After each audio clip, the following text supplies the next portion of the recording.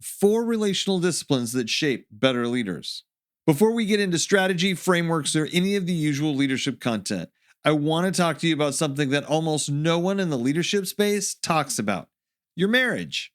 Because here's what I've learned after decades of leading and coaching leaders who run companies between $2 and $20 million. The place where your leadership is most honestly revealed is at home. Not in the boardroom, not in the all hands on deck meetings, at home. So today I'm sharing 4 relational disciplines backed by research and lived out in my own marriage that will make you a stronger leader and a better partner. So let's get into it. Why this matters. I grew up in systems that believed leadership should be compartmentalized. One box for work, one box for home, one box for stress, keep it all separate. It sounded disciplined, it looked responsible, and eventually I watched it quietly fail. Here's what I've come to understand. Stress doesn't create who you are. It actually reveals who you are. It exposes what's actually been formed in you. And nowhere is that more obvious than in your closest relationships. Marriage in particular, it accelerates that formation fast. You can't hide behind your title. You can't outsource your maturity. The patterns, good and bad, surface quickly, which is why these 4 disciplines matter so much. And I didn't discover them as a neat framework.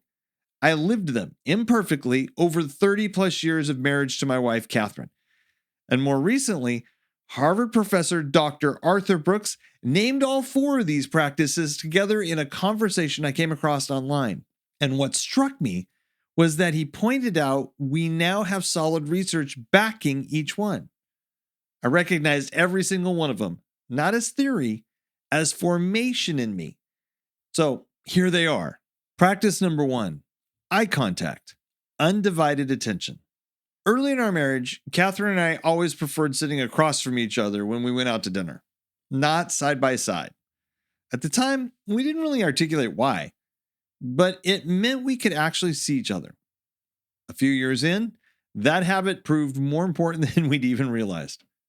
We were in a season where Catherine was working full-time, and I was home with our daughter Jenna as a stay-at-home dad, who was about 2 or 3 at the time, I'd say. Our days looked completely different. And one night at dinner, we started getting short with each other. Not explosive, just cranky, misaligned, missing each other. Catherine paused for a moment and named it. She'd spent all day in meetings and had nothing left. I'd been with a toddler all day and desperately needed adult conversation. We were both right and we were missing each other. She said she had the working man blues and I had the stay-at-home housewife blues. What I noticed was this: sitting across from each other, looking each other in the eye, made it harder to dismiss each other. We could see the fatigue, we could see the frustration, and because of that, we stayed in the conversation long enough to actually hear each other.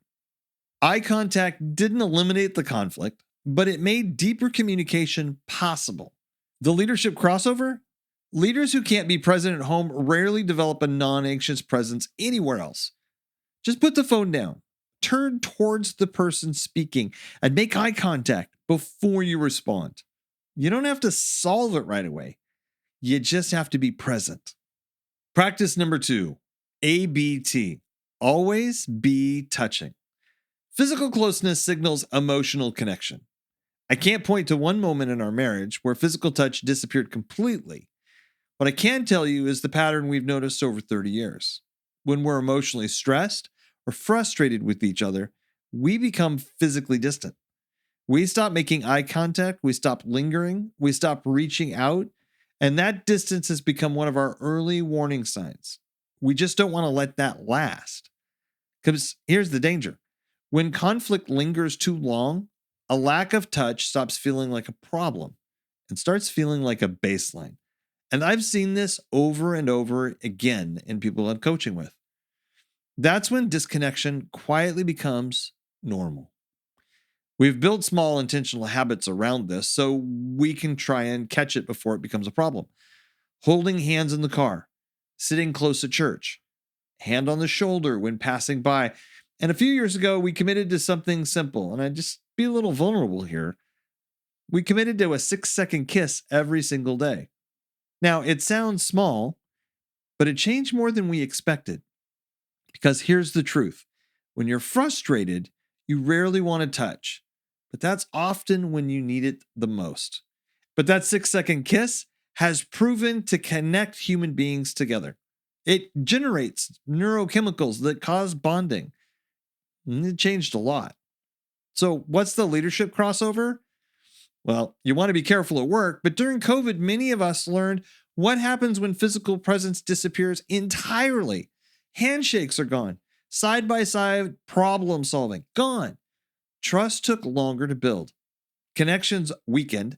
Leaders who learn to notice distance at home and at work have a much better chance of addressing what's underneath it before it becomes the norm. Look, proximity matters. Don't underestimate it. Practice number 3, repair and joy. Here's the lesson: don't live in rehearsal. Invest in repair and reinforce joy. Catherine and I both came into our marriage with the shared desire. We didn't want to repeat the unhealthy patterns we'd grown up around. We were both raised in homes marked by divorce or deeply dysfunctional relationships. But here's what was interesting: we came into marriage with opposite instincts. Catherine was raised in a home where conflict was avoided at all costs. When something went wrong, the pattern was go quiet, pull away, and eventually return to what they called happy family. No resolution, no naming, just silence. Followed by pretending it was over. I came in with almost the opposite instinct. If something was wrong, I wanted to talk about it, deal with it directly, move towards resolution. And early on, that difference really mattered to us. What we both had to learn was peace doesn't come from avoidance, but it also doesn't come from endlessly rehashing the same issue. Look, that's a trap. Instead of repairing, couples just rehearse what has gone wrong. You always do this. Here we go again. Nothing new gets learned. Nothing gets healed. Look, the dirt just keeps getting stirred. But here's a metaphor that stuck with me. Imagine a glass of water with dirt in it. If all you do is stir it, all you ever see is dirt. But if you pour in fresh water, the dirt begins to flush out. Keep pouring in more fresh water, more dirt comes out. Joy works the exact same way. Addressing problems matters. Forgiveness absolutely matters. Repair matters. But joy isn't avoidance, it's reinforcement.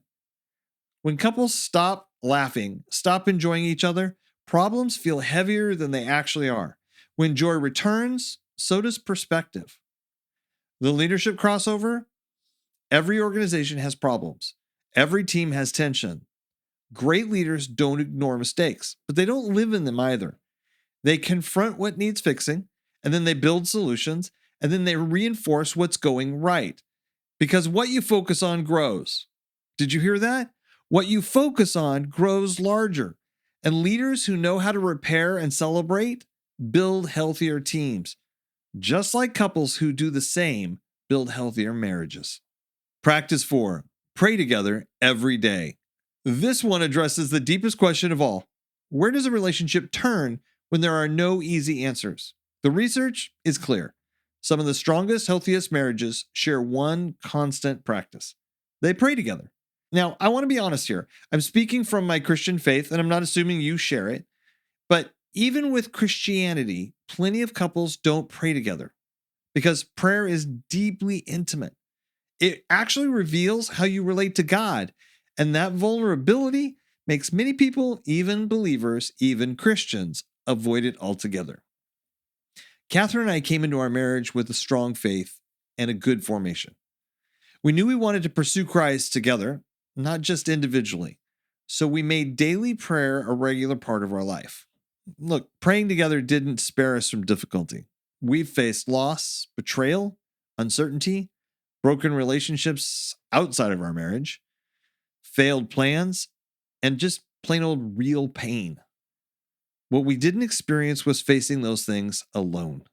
Prayer allowed us to stand shoulder to shoulder, bringing gratitude, confusion, fear, and hope to God together. Some days there were answers, many days there weren't. But it constantly reminded us We're not the final authority. We're not carrying the full weight of the world on our own. We pray at meals. We pray for our daughter. We pray for our business and our staff. We pray out loud with and for each other. And we even pray quietly alone. But after more than 30 years, I can say without hesitation that this practice has shaped everything. What's the leadership crossover? Leaders who are grounded in something beyond themselves tend to be more resilient, more self-aware, less reactive under pressure. Even when shared prayer doesn't show up explicitly at work, and I realize it can't always, it shapes the person who does. And leaders formed by humility, gratitude, and shared meaning carry themselves differently everywhere, including work.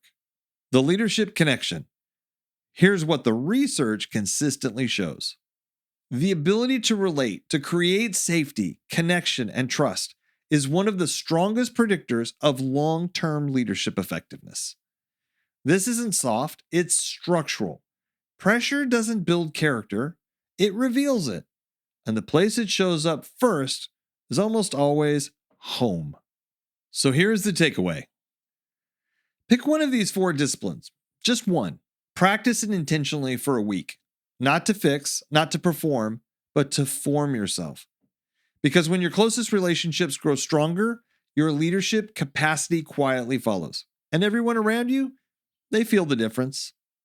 If this resonated with you, would you leave a comment below? I read every one of them. And if you lead a company between $2 and $20 million and you want to go deeper on this, reach out. This is exactly the kind of work I do with business leaders every day. Until next time, keep learning, keep growing, and God bless.